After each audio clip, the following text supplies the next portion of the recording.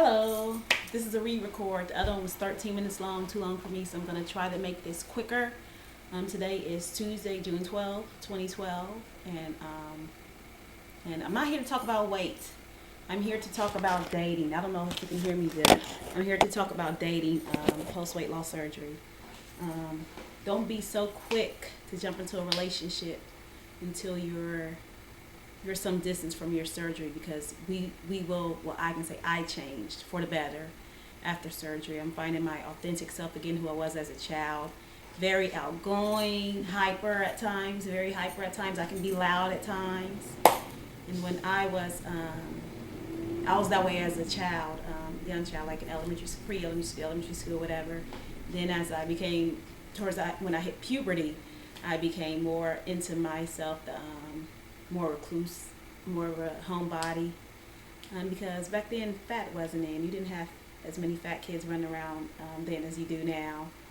And that's when the age when people started having boyfriends, and like when you get into middle school, and I didn't have none of that. I was cool with the guys, I was always cute. So they say, but I didn't have any boyfriends, that was all the skinny chicks, and everybody was skinny then, so I guess everybody else had boyfriends. And then come high school, and then those other stuff going on in my middle school years. I was one of the people who started my period in school, at school. But anyways, fast forward to high school, didn't date in high school at all. I had to deal with a guy. He would try to get at me outside of school. Like if I saw him out somewhere, or if he came over to my house. Like my sister, she was skinny in high school. Everybody was skinny in high school except for like me. But it literally was only like 5 of us in my class who were not skinny or normal size or whatever. But anyways, I didn't date in high school. We had guys try to get at me outside of school, but in school we were just like on some buddy type stuff. It's like whatever, and I'm glad I didn't go for it then. But it wasn't because I didn't want to. It was because my self-esteem was so shot then, to where I still didn't know how to act around guys then. So then post high school, I picked up more weight at 18. Graduated when I was 17. I picked up more weight from 18 to 19. And then 19, I started working out in my parents' basement. I lost some weight, and then I don't know what my size was. I didn't own the scale, didn't jump on the scale. I just know I was a size 22, 24 and stuff, mainly 22. And then I went to a gym, and of course they weighed me at a gym, and I was 240 something. But then I was down to like a size 20 or 18 then, when I joined the gym. So I was at the gym from 19 to 20. I lost weight that year. I got down to a size 12 at my smallest. I was able to get to 180 for one day during that time. And then during that time, I went to the Freaknik with time, like when I was probably like down 20 pounds down, and that made such a difference to where, I was talking to different guys there. I went from being like not approached when I was at home. I didn't look like 18-year-old. I was, the clothes weren't thin. I had to shop at Sears and Lane Bryant because they didn't have no Junior Plus or cute clothes. There was no Tort or none of that stuff around then. They had 5, 7, 9 and Rave, and I think they only went up to a size 12. But anyways, I went out of town. I had guys try to get at me, and that was just all new to me. Then I came back home, and then just continued guys trying to talk to me, and that was still so new to me that I still did not know how to act around guys around me. Of course I grew up with males in my family and people I went to school, but I know how to interact with guys on a romantic level, so I was awkward. And then I started college at 20, 3 years after high school. And then, in college, it's easy breeze. It's easy to hook up, meet people. But I would talk to people to a certain point. I would never let myself get into a full-fledged relationship because I still felt fat. I still saw myself as being fat. I still had all the kinds of body confidence issues. I was shallow. I was very shallow. But what I was willing to take then. And I just kept myself out of relationships. Let me speed this up some. So that takes care of my early 20s. Like I would talk to guys up to a certain point. I wouldn't let myself be vulnerable at all. I would keep surface type stuff, pull in the front. So that was a pseudo relationships in my early 20s. Nothing deep, nothing. Never tell a guy I loved him. and vice versa. I just kept it shallow because I didn't feel my confidence wasn't there. So then after high school, I went to grad school for a year, moved away, and it was okay. But then I dropped out of grad school and I moved back home, and that's when I became depressed. I felt like a loser. I felt like my degree was wasted. So I had all this emotional stuff going on, plus the fact that I gained weight because when I graduated high school, I was in the 220s. Then I went away to grad school, and none of my shit fit by the time I moved back, and I went up to I was still in the 230s, and then I came back home, and at first the first few months when I was back, it was good. I found a job, and still had a good social life going on. Still went out with my family and friends and stuff. But then that job ended, and I found another job. The job I still work at now, I started working from home, so that cut off my social legs big time. Like, cause I've always been social at work. I've always had friends at work. I've always went out with friends at work. I was one of those people. I just always made friends at my job. So I started working from home. I became depressed. Felt like a loser, having a career crisis. I didn't have I felt like my social legs were cut off. I gained weight. I went from being in the 230s all the way up. That's when I went into the 250s and the 260s.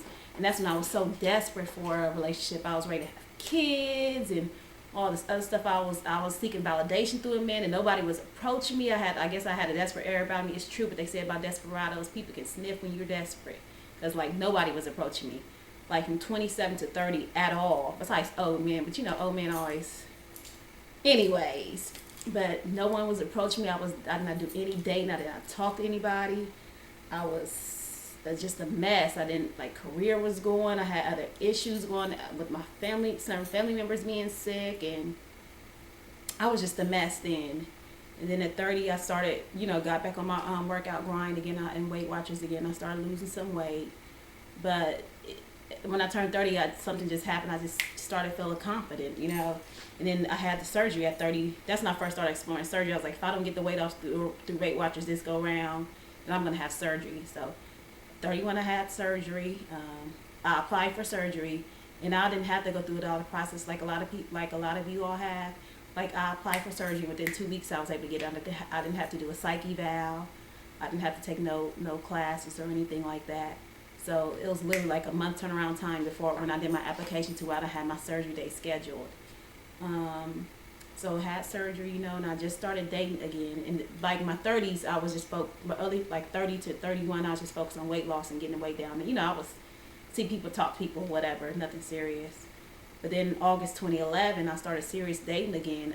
But I was one of those people like, oh, I wish I would have met somebody before surgery. Like, this is before I actually had the surgery. I wish I would have met somebody before surgery so they could be there for me.